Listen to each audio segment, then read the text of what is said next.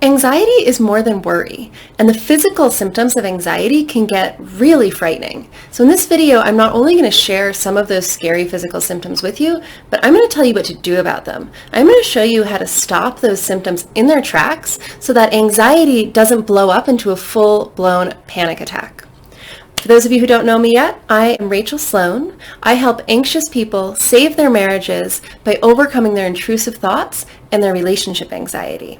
But in this video today, I want to talk about more generalized anxiety because those of you who struggle with it know that the physical sensations that go along with it, those physical symptoms, can get really intense. It can feel like you can't breathe, or like your heart is going to stop, or maybe you're having a heart attack, right? So what do you do about these physical symptoms? How do we stop them?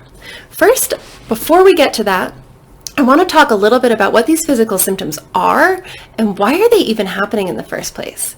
So when I say scary symptoms of anxiety, and when I say anxiety is more than worry, I am talking about a list of 10 or so specific symptoms that make people kind of freak out when they're anxious. I'm talking about difficulty breathing, talking about chest pain, heart palpitations, which is when your heart feels like it's beating really quickly and it can feel like it's even beating kind of erratically. So we've got difficulty breathing, chest pain, heart palpitations, stomach pain, often accompanied by nausea and diarrhea.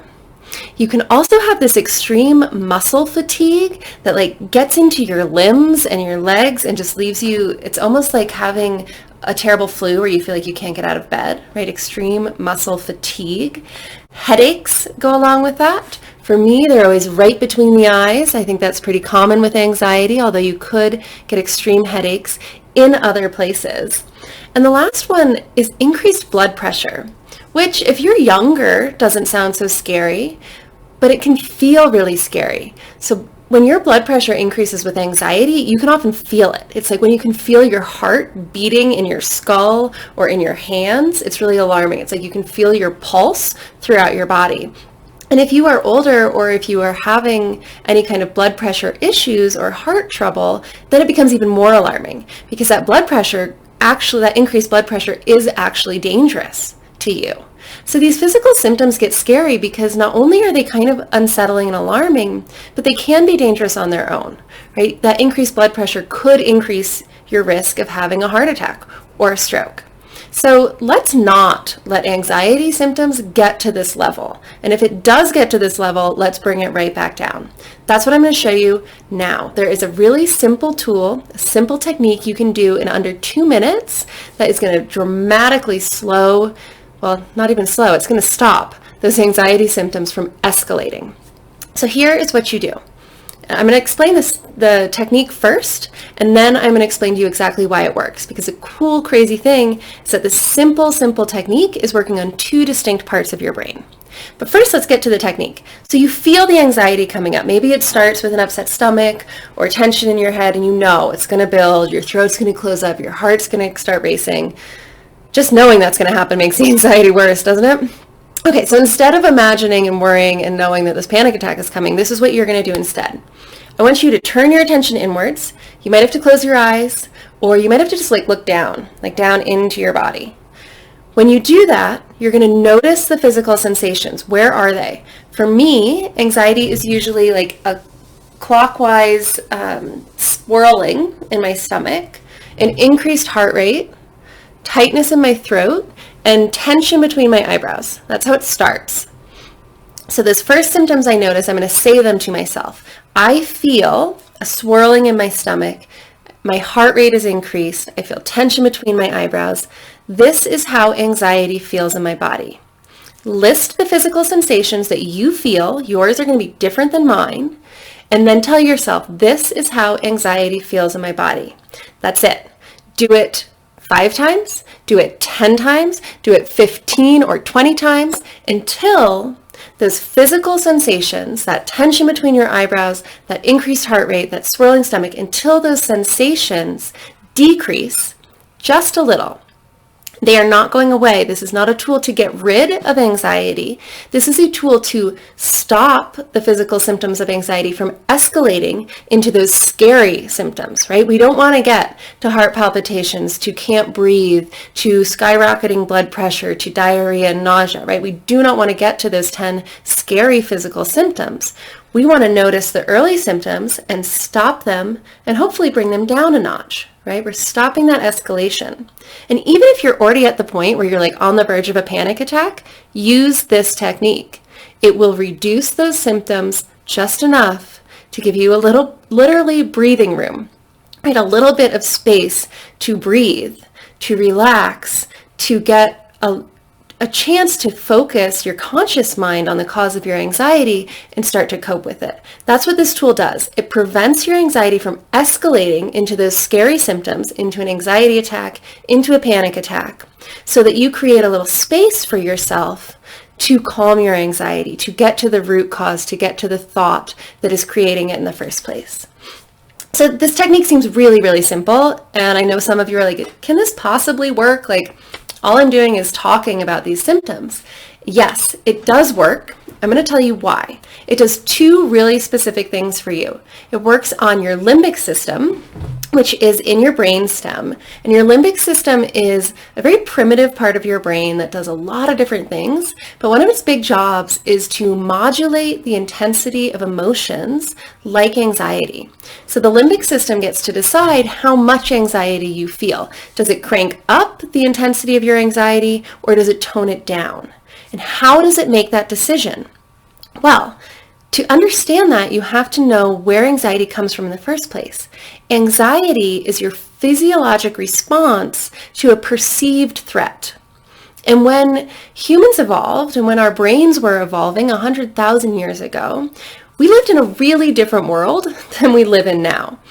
Right? We were not sitting at desks in nice heated houses. We were living in caves. We were in tribes in the savannah. There were a lot of threats. There were literally lions and bears, and there was the threat of being alone and freezing to death and starving, and there were other tribes. There was always something that could kill you in that environment. So anxiety was there as a warning system. It's like your body's early warning system. So it's like you're in the cave and you want to go outside, but there's a lion around the corner, right? Anxiety is letting you know that there's a threat coming up. It's not killing you right now, but it's going to if you don't do something about it. So when you feel anxious, that part of your brain, that primitive old part of your brain, we can call it the lizard brain, that evolved a long time ago, it thinks everything is life or death. It doesn't care if your anxiety is about talking to your spouse or applying for a promotion or an email from your boss. It does not care. It thinks it's life or death. It thinks it's a lion outside of the cave that wants to eat you. So it gives you these physical sensations. It's like, hey, Rachel, there's a threat out there. And if you ignore it, most of us try to ignore our anxiety or fight it. We're like, no, it's not a problem. It's not a threat. I shouldn't be so worried. It's just an email from my boss. You try to fight it or ignore it, that part of your brain is like, wait, I just sent out a red flag early warning and she's completely ignoring me, right? We're going to die. We're going to get eaten by that lion. So what does it do? What do you do if you're waving a red flag and you're like, hey, life or death over here, we're going to die. And the person whose attention you're trying to get is like, no, it's not a problem. It's not a problem. No. Do you just go away and get quiet and be like, I guess it's not a problem? No. You're like, hey, life or death here, people. That is anxiety in your body. So when you feel anxious, when you start to feel anxious and you fight it and you're like, no, not a problem, or you ignore it, or you try to run away from it, which is hard to do because it's in your body. When you try to get away from your anxiety or shut it down, it gets louder. This is how anxiety attacks, this is how panic attacks happen, because you try to shut down this anxiety and it has the opposite effect. It's like, I'm yelling, fire, fire, fire. And everyone's like, no, there's no fire. Shut up. And I'm like, I can see the flames, right? That's your brain. Your brain can see the flames, needs your attention. So this exercise, what it does for your limbic system, for that lizard brain, is it acknowledges those symptoms. It's like, yeah, I heard the message, right? I have swirling in my stomach. My heart rate is increased. I have tension between my eyebrows. The limbic system is like, oh, sweet. She got it. She's on this. and it can turn down that volume a little. It's not going to go away. I haven't dealt with the threat yet, right? But I have acknowledged that there is one. I have noticed the symptoms that my body has produced, the symptoms that my lizard brain has produced. I'm like, okay, yeah, I'm aware. I see this anxiety. I'm accepting that it's there and that there's something I need to deal with. So that's what stops these symptoms from escalating. It's the limbic system, it's the lizard brain, it's you telling that part of your brain, I have anxiety right now. It's that simple. And most of us are afraid that if we do that, if we allow these symptoms or even turn our attention to them, right, even if we focus on them, that they're going to get worse. It's like, oh God, if I pay attention to the fact that I can't breathe right now, it's going to get even worse and I'm definitely not going to be able to breathe. But it's that train of thought, it's that trying to ignore it that takes you into the panic attack where you can't breathe. Noticing it and saying, okay, I have tightness in my throat right now. My heart rate is increased. That is actually going to disarm and turn down the volume on that anxiety because it is letting your limbic system know that you got the message. But something else happens with this super simple exercise that I love because it doesn't only work on this primitive, mostly subconscious lizard brain. It also works on your conscious mind. It works on your prefrontal cortex. And this is a subtle effect, but over time, it's massive. And it's so cool. So here's what happens. If I do this exercise every time I'm anxious, maybe I do it 5 times a day, maybe I do it 10 times a week, I do it regularly, I am systematically rewiring, retraining my conscious mind. Let me show you how. Right now, your conscious mind, when you think of anxiety, it kind of freaks out, right? Anxiety is a little mysterious. It's out of control. It's uncomfortable and unsafe. It's a little bit of an undefined, amorphous, threatening thing in and of itself. So many of us get anxiety at the very thought of having anxiety, right? Because we don't know how to deal with it. We don't know how to control it. And we don't even really know what it is, right? We're like, I don't know why I'm anxious. I just am. And it makes me have these panic attacks and it's ruining my life. That's how you're thinking about your anxiety right now. When you do this exercise, I have a swirling in my stomach. I have an increased heart rate. I have tension between my eyebrows. This is how anxiety feels in my body. What you are doing is teaching your brain that anxiety is nothing more than a set of physical sensations in your body.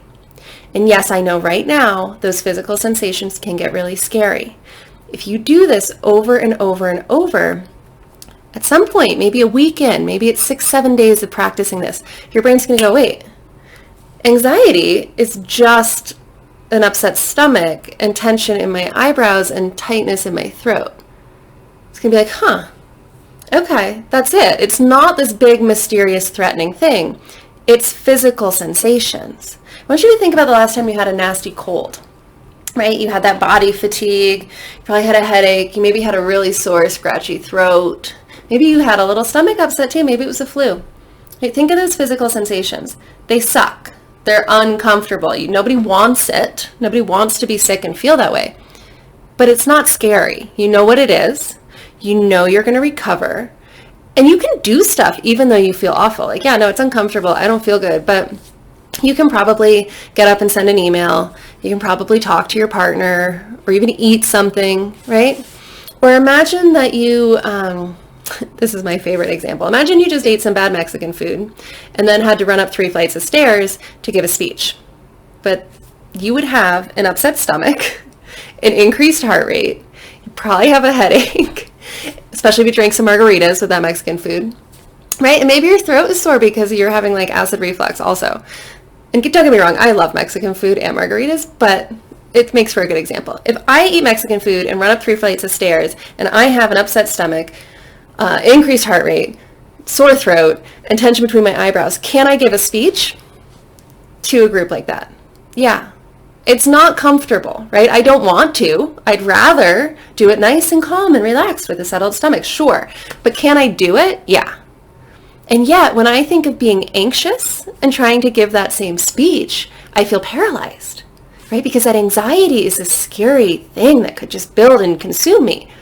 But when I recognize that that anxiety is literally exactly the same as eating bad Mexican food and running up 3 flights of stairs, it loses its power. That is what you are teaching your prefrontal cortex with this exercise. You are showing it that anxiety is a set of physical sensations. Sure, they're uncomfortable, but that's it. Like, can I talk to my partner about a difficult topic, about maybe something about raising our children or even our separation or a decision to make a divorce? Can I talk to my partner about a divorce with an increased heart rate and a sore throat? Sure. Can I write an email to my boss with tension between my eyebrows and a swirling in my stomach? Yeah. Can I do those things when I'm anxious? No. Right? Anxiety is paralyzing because of the way we think of it. We think of it in a way that gives it a lot of power. It's mysterious. It's out of our control. When you start to teach your brain that it's just an upset stomach, an increased heart rate, tightness in your throat, tension between your eyebrows, anxiety loses its power. And the reason this is so cool is because when anxiety loses its power, what becomes available to you? Imagine that you weren't afraid to be anxious, right? That is even better than getting rid of anxiety, right? What if you just didn't care? What if you're like, yeah, sometimes I'm going to be anxious. I'm a human being. Part of the human experience is that sometimes I'm going to have thoughts that make me anxious, right? My brain evolved in a cave with lions around the corner. Of course, I'm going to get anxiety sometimes.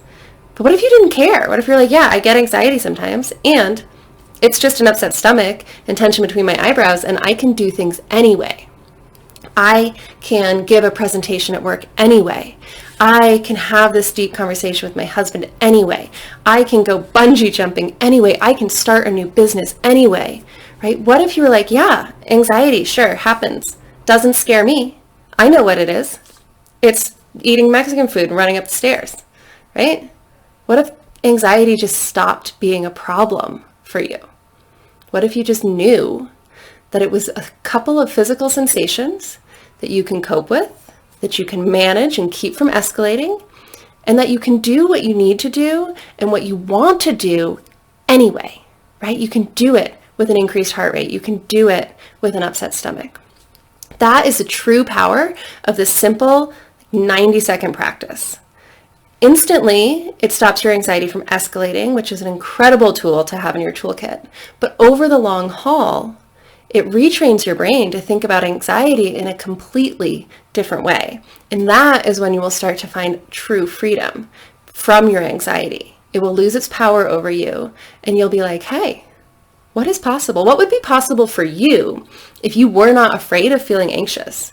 What would you try? What would you do? What would change in your career, in your marriage, in your future, right? What would you be open to trying? You'd no longer be afraid to fail, right? It's so powerful to stop being afraid of your anxiety. So try this exercise. Tell me how it works for you. I'd love to hear about where and how you experience anxiety in your body. Leave notes in the comments. And if you look in the description below, you'll see a link to a resource called How to Calm Anxiety in 90 Seconds. Feel free to go there. You will get a whole video guide that walks you through doing this exercise. And I've also made a couple of audio recordings that are like guided meditations to help you get in touch with those physical sensations and practice saying them to yourself.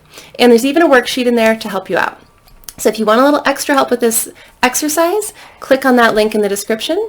I hope you enjoyed this video, and please don't forget to subscribe to my channel and turn on the bell so you get notifications whenever I put out a new video. All right, guys, I hope this was helpful, and I will see you very soon.